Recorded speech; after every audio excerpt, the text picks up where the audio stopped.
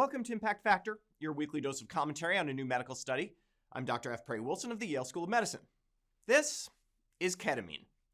First synthesized at Wayne State University in 1962, the NMDA receptor antagonist was immediately recognized as a promising new anesthetic.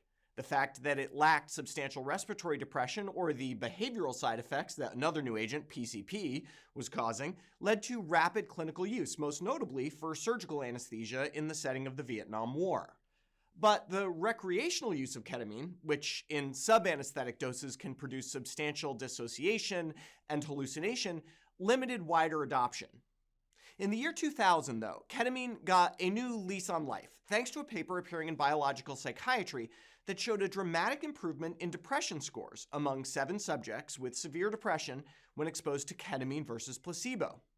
Ketamine depression research accelerated, and in March of 2019, the FDA approved the S enantiomer of ketamine for treatment-resistant depression, though the efficacy data was not quite as dramatic as some earlier case reports would have you believe.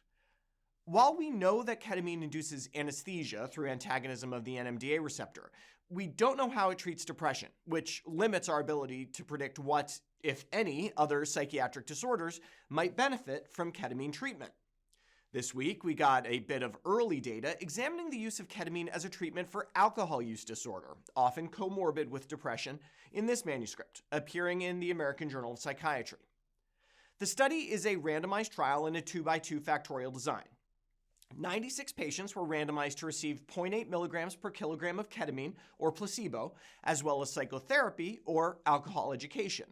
The factorial design is an interesting choice here. The authors posit that the dissociation induced by ketamine might facilitate more objectivity and insight during psychotherapy. The trial is described as double-blind, but don't hang your hat on that. Participants, by and large, could tell if they were injected with ketamine or saline.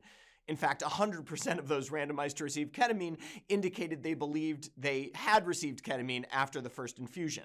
This is not surprising, given the dose of ketamine used here, which is on par with what recreational users might consider a strong hit, around 75 milligrams. Lack of adequate blinding opens up the possibility of placebo effects, which can be very relevant in psychological studies. Now, the study schedule had participants receive therapy or alcohol education at 7 study visits over 3 months. During that time, they would receive 3 ketamine or saline infusions. Follow-up occurred at the end of that 3-month stint, with an additional follow-up at 6 months to assess longevity of treatment effect.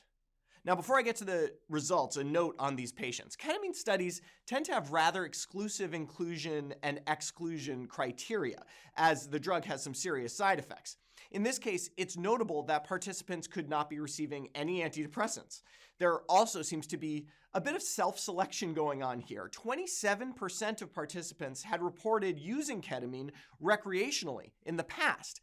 And based on this supplemental data showing detectable ketamine levels in a placebo patient, some were still using. In addition, about half of these participants had previously used psilocybin, or LSD.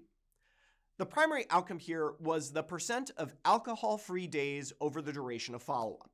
2 important findings here. First, you do see a significant improvement in percent of days abstinent from alcohol in the ketamine groups, whether paired with psychotherapy or alcohol education. Perhaps more importantly, you see some evidence of stability of effect. Remember, the last dose of ketamine occurred before week 12. The next 3 months are just follow-up. Over that time period, the placebo patients returned to nearly their baseline alcohol usage. Those exposed to ketamine were faring better. Of course, this isn't perfect. Total abstinence was relatively rare in this study, achieved by 48% in the ketamine groups and 33% in the placebo groups, a difference that did not achieve statistical significance. But I find this line of research hopeful. Not necessarily because it looks like ketamine will be a panacea for refractory psychiatric illness, but because for too long we've been unwilling or unable to admit that drugs that have value recreationally may also have value therapeutically. When it comes to psychiatric illness, we may need to set aside our more puritanical impulses. For Medscape, I'm Perry Wilson.